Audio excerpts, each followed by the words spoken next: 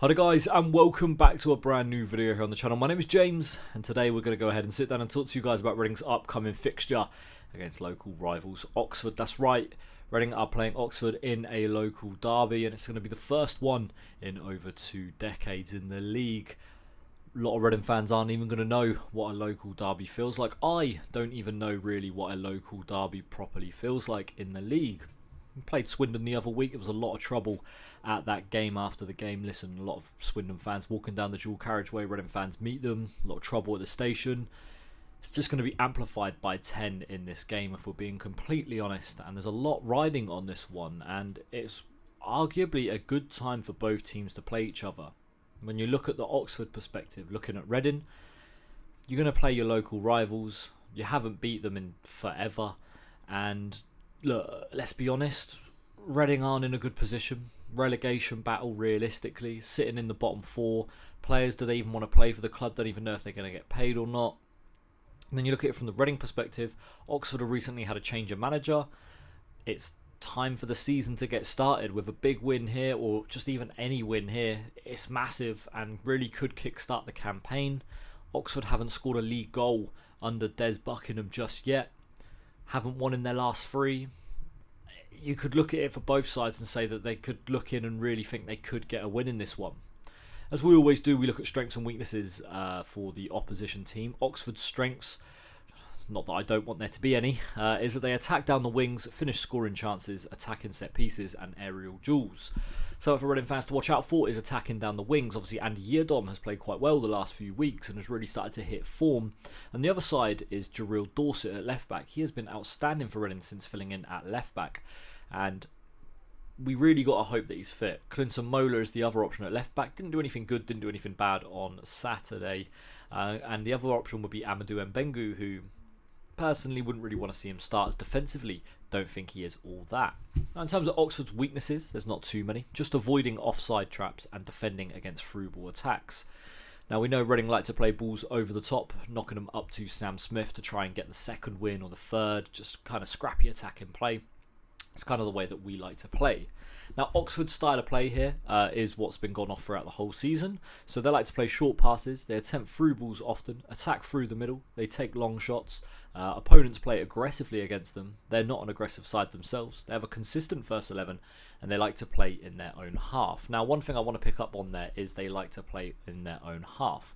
Now, as you can see with the heat maps here against Cheltenham, Bolton and Peterborough, a lot of the play that Oxford have is in their own half. It is between the back 4 and the goalkeeper. And I think that is something that Reading really should look to capitalise in this game. You look at Oxford's last 3 results. They lost 2-0 away at Cheltenham. Then they drew 0-0 at home to Bolton.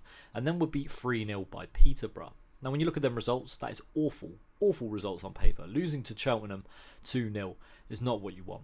Especially when Cheltenham had 10 men before Oxford had 10 men themselves. Cheltenham are like bottom of the league right now. Draw with Bolton. Listen, it's not an awful result, especially when you're playing one of the top 2 teams in the league.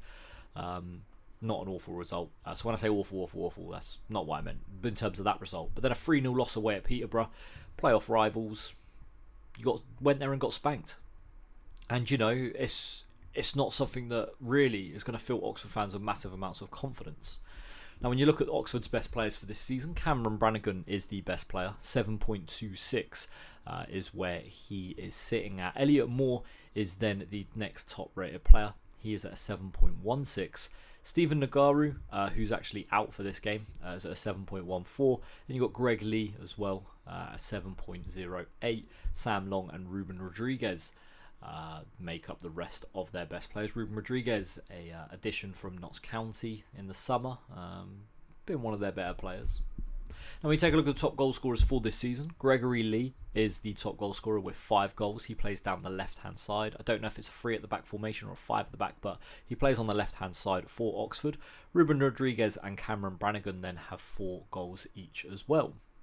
Now, going back to the heat map thing that we were talking about previously, as you can see, a lot of the play for Oxford is in their own half, and not a lot of it is in the opposition boxes. Now, when you take a look at the Peterborough game, barely any touches in the opposition boxes when you see the heat maps, and a lot of it around the back 4. Same with the Bolton game. A lot of the ball is just in Oxford's half.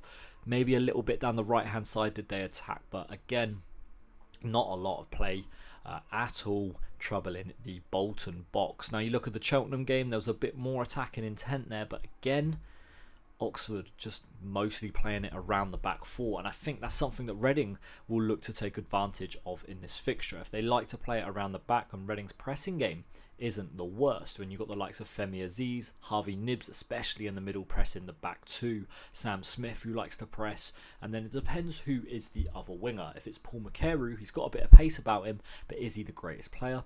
Is it going to be Calum Vickers playing, who maybe hasn't got as much pace as Paul McCarroll, but you know will work hard for the team? Going to be an interesting one either way. I think there's a real difference in clash of styles, really. Reading like to play it long, but can also play it on the floor, and Oxford are a team that like to play it along the floor and avoid going long. Now, in terms of Reading starting 11, who I would like to see play, I'm going to go with Joel Pereira in goal for this game. I know you never really should mix up your goalkeepers, but look, David Button had 4 shots taken at him and conceded 3 on Saturday, and I think Joel Pereira really has got a bit of confidence about him, and I'd like to see him start in net. Across the back for Jarrell Dorset at left back, with Nelson Abbey, Tyler Bindon and Andy Yeardom making across the rest of the back four. I'd like to see Michael Craig and Lewis Wing starting in the 2 central midfielder positions, obviously with Craig sitting back and Lewis Wing going forward. Femi Aziz, Paul McCarroll and Harvey Nibbs will be the 3 across the front. Listen, if McCarroll can't do anything in this fixture, that's it. Out the starting 11, Calum Vickers only going forward. And then finally up front will be Big Sam Smith, hopefully leading the line and scoring a couple against Oxford. Now, this is one of them games where I can't make a score prediction. I always make a score prediction, but I can't in this one. My heart and my head, well, my head says a different result to what my heart says. And listen, being a Reading fan, this is a game that we cannot lose. Everything's been going so wrong recently at the club. I feel like this is a fixture Reading can't lose. They haven't won in their last 3. Manager is still looking for his first win. He's an Oxford fan. Let's hope Reading can take advantage of everything that's going against Oxford right now.